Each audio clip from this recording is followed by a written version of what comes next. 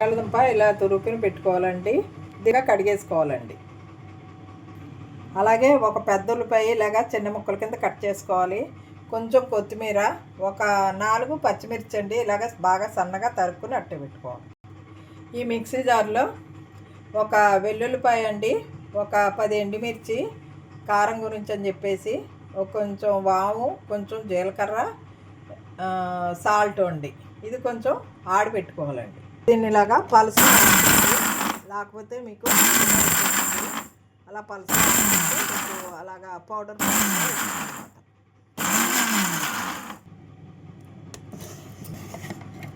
ఇంకోండి ఇలాగా ఆడి పెట్టుకోవాలన్నమాట అండి.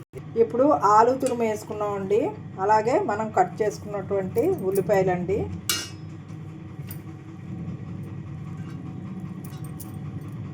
అలాగే కొత్తిమీర, పచ్చిమిర్చి,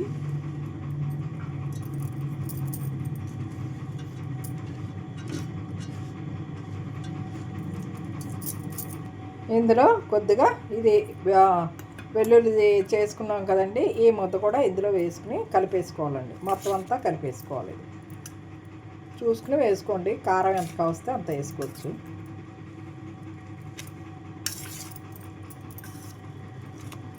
ఈ రెసిపీ పేరు ఏంటి అనేది మీరు లాస్ట్ దాకా వెయిట్ చేయండి, మేము చెప్తామండి. లాస్ట్లో రివీల్ చేస్తాం, అంతవరకు మీరు వీడియో చూడండి. ఇంకోండి ఇలాగా మొత్తం అంతా ఇలాగా కలిపేసుకోవాలండి. మొత్తం దీన్ని బాగుంటుందండి. ఇది కూడా రెసిపీ ఫస్ట్ టైం చేస్తున్నామండి మా ఇంట్లో. ఇది మా సొంత రెసిపీ అండి. యూట్యూబ్లో ఇంతవరకు ఎవరు చూడనటువంటి రెసిపీ అండి. ఇది ఎవరు చేయనటువంటి రెసిపీ.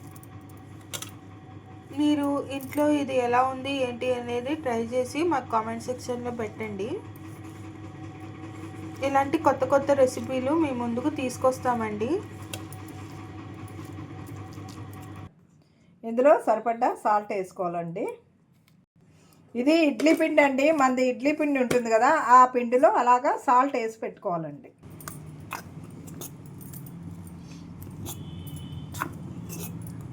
ఇలాగా కలిపేసుకోవాలండి శుభ్రంగా. ఆయిల్ వేసుకుని కొద్ది కొద్దిగా పెనం మీద ఆయిల్ వేసుకోండి. చాలండి, కొంచెం వేసుకుంటే సరిపోతుంది. నెక్స్ట్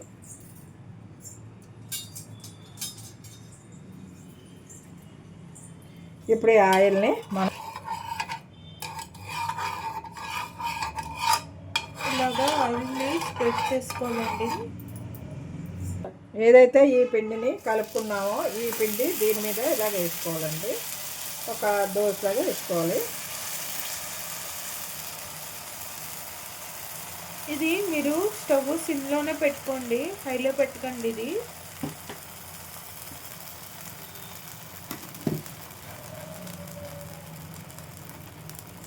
తర్వాత ఈ మిక్సర్ ఉంది కదండి, ఇది దీనిపైన ఇలాగా సర్దుకోవాలన్నమాట అండి.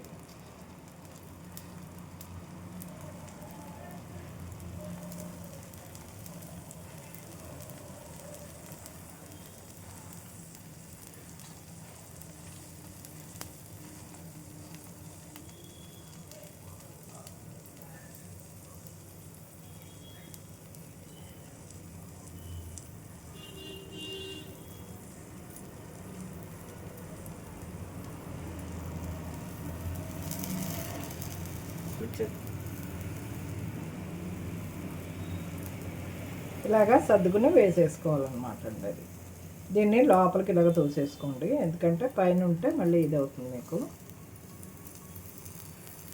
ఇలాగా పైన కూడా వేసుకోండి కొద్దిగాను, అంటే ఇది కొంచెం కాలాలి కదా.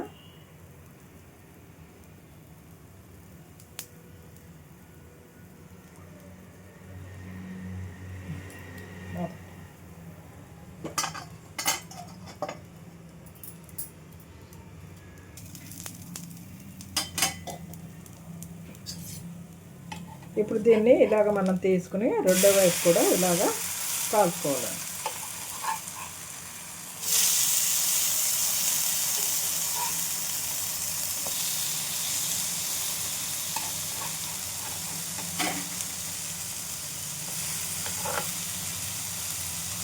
సో ఇప్పుడు లాస్ట్లో చివరికి చెప్తానన్నాను కదండి, దీని పేరు ఇడ్లీ ప్యాన్ కేక్ అండి. ఇది ఇన్స్టెంట్, ఒక 15-20 మినిట్స్లో అయిపోతుందండి ఇడ్లీ పిండి ఆడబెట్టుకుంటే.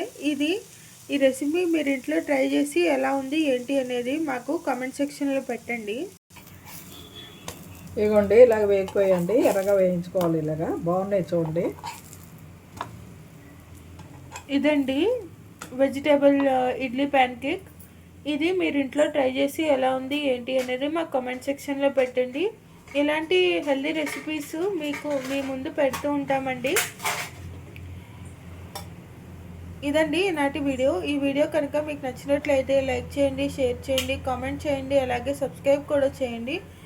మరిన్ని హెల్దీ రెసిపీస్ కోసం మళ్ళీ మీ ముందుకు వస్తామండి. Until then be healthy, stay healthy. See you in the next video. Thanks for watching.